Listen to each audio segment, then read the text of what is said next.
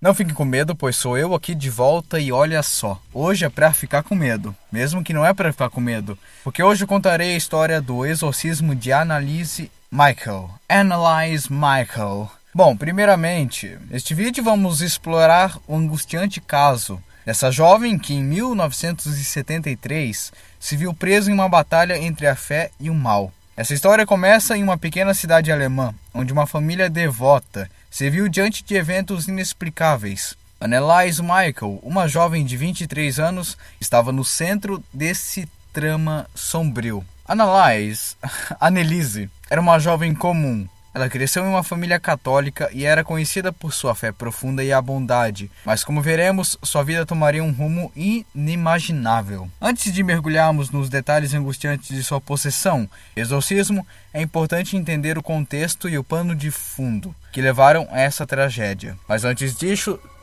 deixe o seu like, se inscreva no canal, compartilhe o vídeo, comente todas essas loucuras de sempre. Agora começando. A religião desempenhava um papel fundamental na vida de Annalise e de sua família. Frequentemente, ela ia à igreja e estava profundamente envolvida em sua fé. A partir de agora eu vou chamar ela de Annalise. Porém, em meados de 1973, algo extraordinário aconteceu. Algo que desafiaria todas as noções convencionais de fé, ciência e realidade. Annalise começou a apresentar comportamentos alarmantes, sintomas que deixaram a sua família e amigos perplexos e atônitos. Em nosso próximo segmento, exploraremos os primeiros sinais perturbadores de possessão que apareceram na vida de Annalise, mergulhando ainda mais no fundo dessa história de terror real. Annalise era uma estudante dedicada, mas em 73, os sinais de que algo estava errado começaram a aparecer. Ela começou a experimentar convulsões inexplicáveis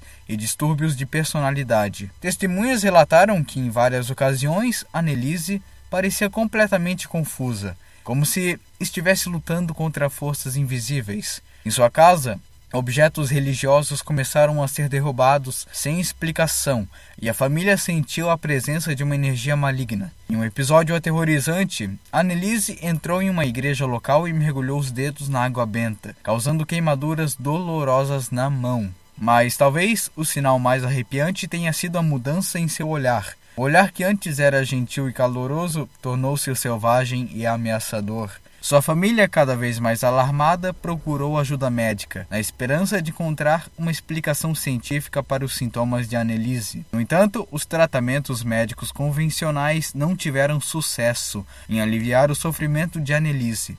E o que estava acontecendo com ela continuava sendo um grande mistério. Frustrados e desesperados, os pais de Annalise, Ernest e Anna Michael, decidiram buscar a ajuda de sua fé.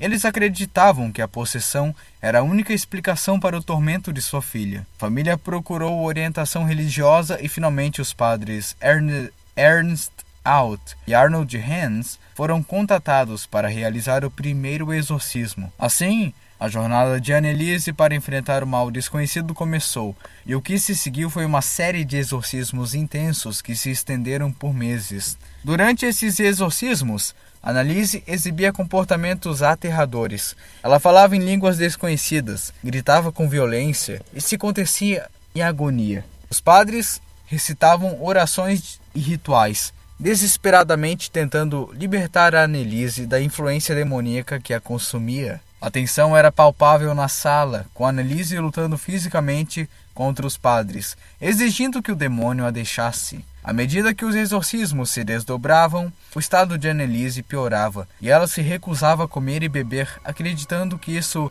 purificava o seu corpo. E este capítulo sombrio na vida de Annalise estava apenas começando para essa pobre jovem. Os exorcismos desgastantes cobraram um preço terrível sobre Annalise. Seu corpo estava visivelmente enfraquecido e sua saúde debilitada. A família, por sua vez, estava dividida entre a esperança de libertar Annalise, sofrimento e a preocupação com seu bem-estar físico. Durante meses, os exorcismos se tornaram uma rotina angustiante, com Annalise enfrentando uma agonia inimaginável. Em sua busca por alívio, Annalise escreveu cartas aos padres, descrevendo seu tormento e suplicando por ajuda. Mas o que se passou nos quartos escuros onde esses confrontos sobrenaturais ocorriam permanece envolto em mistério. No dia 1º de julho de 1976, A tragédia atingiu a família Michael e todos aqueles envolvidos no exorcismo de Anneliese. Anneliese, com apenas 23 anos de idade, faleceu, e as circunstâncias de sua morte levantaram questões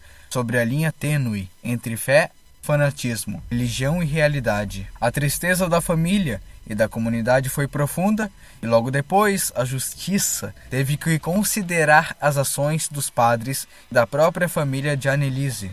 Após a morte de Anneliese, o que se seguiu foi um julgamento que abalou a comunidade e gerou debates acalorosos sobre as ações dos padres e da própria família da jovem. O julgamento determinou que os padres Ernest Out e Arnold Hans, juntamente com os pais de Anneliese, foram considerados culpados de homicídio por negligência. Olha que fucking absurdo. O veredicto deixou a comunidade em choque, dividida entre os que viam os envolvidos como vítimas de crenças profundas e os que os acusavam de fanatismo. O caso de Anneliese Michael levantou questões sobre a separação entre religião e lei, entre fé e ciência. A família Michael e os padres receberam penas suspensas, mas o impacto do caso nunca os deixaria. Para muitos, o julgamento de Anneliese permanecia como uma ferida aberta. E esse episódio extremamente complexo que esse pessoal confrontou naquele tempo, deixou impactos enormes e várias questões abertas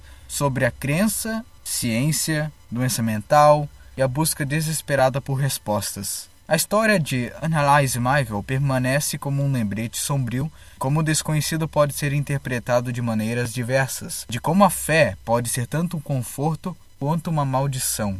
O julgamento de Anneliese Michael deixou uma marca profunda na comunidade e naqueles envolvidos. As complexas questões de fé, saúde mental e responsabilidade legal continuaram a gerar debate. A história de Anneliese também inspirou filmes, documentários e discussões sobre a linha tênue entre o sobrenatural e o científico. Seja considerado um caso de possessão demoníaca ou uma manifestação extrema de problemas psicológicos, a vida de Anneliese é uma lembrança perturbadora de que o mundo espiritual e o mundo real muitas vezes se entrelaçam de maneiras misteriosas. À medida que continuamos nossa exploração dessa história trágica, lembramos Anneliese como uma jovem que enfrentou o desconhecido com coragem, enquanto todos ao seu redor lutavam para entender o inimaginável. Praticamente ela estava sozinha. O caso de Anneliese deixou uma marca indelével na história, dividindo opiniões e inspirando uma variedade de investigações, tanto sobrenaturais quanto científicas. Para alguns, a história de Anneliese é uma evidência de possessão demoníaca genuína,